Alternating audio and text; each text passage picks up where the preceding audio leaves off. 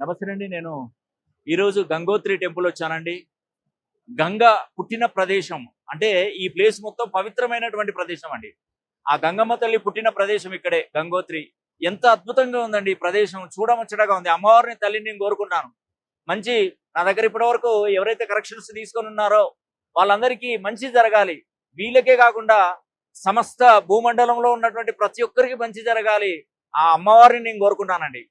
ఖచ్చితంగా నన్ను నమ్ముకున్నటువంటి వ్యక్తులకు ఎవరికైనా కూడా మంచి జరుగుతుంది, జరగాలని కూడా నేను మనస్ఫూర్తిగా కోరుకుంటున్నాను. అదేవిధంగా ఇంట్లో 2 రాశుల ప్రభావం ఉన్నప్పుడు డెవలప్మెంట్ అనేది ఆగిపోతుందండి. నేను ఖచ్చితంగా నా రీసెర్చ్లో నేను తెలుసుకున్నాను. ఇంట్లో 2 రాశులు, 2 తులారాశులు వారు కానీ, 2 కుంభరాశి వారు కానీ, 2 మిథున రాశి వారు కానీ ఇలా ఉండడం వలన చాలా వరకు కష్టాలు వచ్చే అవకాశాలు ఎక్కువగా ఉంటాయి.